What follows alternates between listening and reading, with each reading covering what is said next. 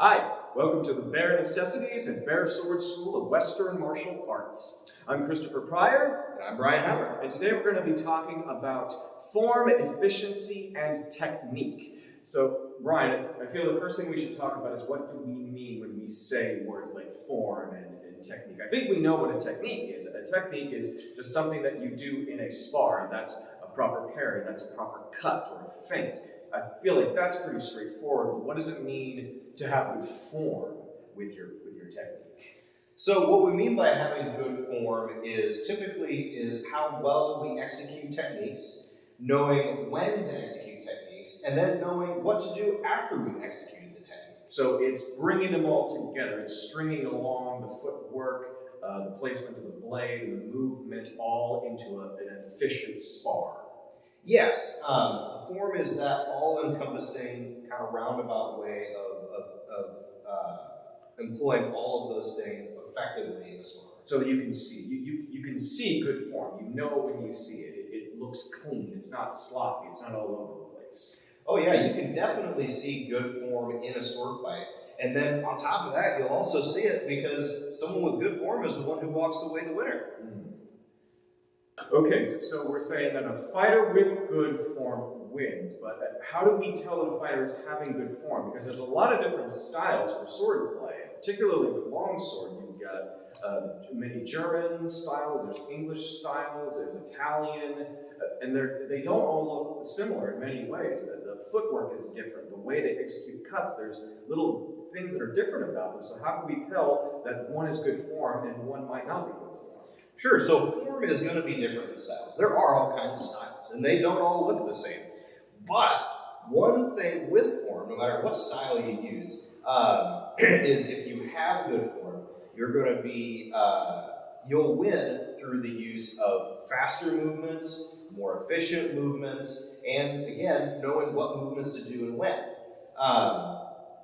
So what I mean by that is, instead of seeing these opponents starting these strikes from really far away and swinging as hard as they can, was I about to hit your head? No, I'm just making sure. It's a safe bet. After all, I'm not focusing on form right now. I'm focusing on talking. So these people who go out and they throw these wild strikes, Usually right? beginners. Right, that take a lot of energy and they take a lot of time to transition into the next piece of whatever it is that they plan or maybe are figuring out as they go what to do next. So good form, efficient form, is going to be faster, it's going to expend less energy, so you'll be able to have more in the tank, so to speak, when you're in the middle of a long tournament or a really long spar that's going a while, and you will be able to perform the technique better in practice. Absolutely. Okay, so we've established that it's good to have proper form. So how do we do that? How do we have good form in our technique? Sure. So what good form really means is it means performing the techniques and the actions efficiently and quickly and in a way that's leaving us mostly protected. All right, what does that look like? Sure. So, for instance, in our style, when we want to block a cut coming to our left side, the ideal way is to simply bring the sword as close to the body as we can while still protecting our arm, straight up and down, right? What a good example of bad form would be to throw the sword out as far as we can. Something you see kind of often with newer fencers who are really just trying to get steel in between them and the sword.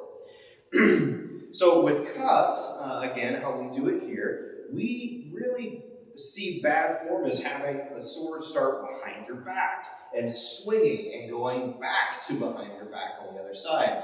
It takes a lot of energy, it's really slow, and when you're up here, it leaves you a little bit exposed. It also throws you off balance as well. If you're throwing the weight of the sword side to side like that, because if I want my weight to be centered right over my feet, as Bear calls it, we like to put it in the square.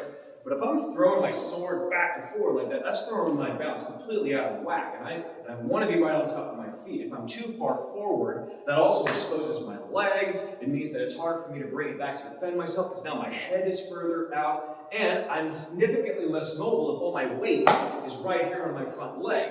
I now have to push harder to get back if I want to escape or just move side to side. I'm almost glued to the ground, and I have to recenter myself if I want to become mobile again. Absolutely, and just like in a lot of areas of combat, movement is life. So giving up your ability to not only move your body, but maybe move where your strike is going to go is imperative to successfully sword fight. All right, well, we've been talking about techniques a while. Let's actually get on some gear and let's try this. I like it, let's do it. All right, so we've talked a lot about what good and bad form is. I think maybe it's time we show our audience what good and bad form is. Let's do it. All right, so first up, I'm going to show you poor form with a simple block. See, so since I threw my block all the way out to the side and I dropped my blade out, really it was something you would see from a new fencer trying to put steel in between steel. I was not able to come back for his second strike, and thus I was hit. Now, with better form, it looks a lot different. See, when I kept the block closer to my body, kept my blade up and down, it was a lot less movement for me to block not only his first strike, but the one right afterwards. So the same principle applies to cuts. If I throw cuts in bad form, they'll be just as ineffective as a block. So for instance, if I start from way back here, I'm going to get hit in the head. I'm exposing my body. Additionally, even if he doesn't take the ample opportunity, he knows right where it's going to come from. And no matter how hard I try, it's not going to get out. But if I throw cuts with good form from a good starting position and using my sword as a lever, they come out a lot faster. You got me. As you can see. So, that's what we mean when we say good form with guards, or blocks, and attacks.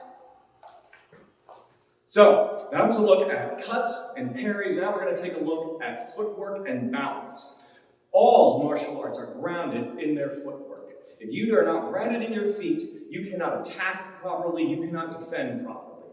So, here at Bear Swords, we always like to step into our square. We like to be nice and balanced. From here, I can move efficiently around the floor. I can move around him, and I can easily deliver my attacks or my parries and keep my sword out in front of me at all times. But if my stance is too wide, if my weight is too far forward on one leg, now I've got this leg in the back, which is effectively just a heavy weight that's anchoring me here. It's not really helping me. I have to bend down even deeper if I want to get the power to move. And it's really obvious when I do it. So if I want to move in to attack him, he's going to catch me very easily. Simultaneously, if my weight is all down there, and he decides he wants to cut at my leg, I have to shift my weight all the way back before I can move it away. Now, whereas if my weight is well balanced on my square, as I move in and out, I can see his sword coming in and I can move and intercept it. And if he decides he wants to take a cut on my leg, I can move it out of the way without any difficulty, and I can hit him in the head. So I really hope that our little demonstration here has showed you guys what we mean here at Bear Swords when we say good or bad form. Good form will allow you to execute techniques quickly and efficiently and in a way that doesn't make you overly tired. Whereas poor form is exhausting, it's sloppy, you rarely actually hit the target you want to, and overall, you don't fight very well. So, thanks again for watching our latest installment of Bear Necessities brought to you by Bear Swords. And go forth and spar!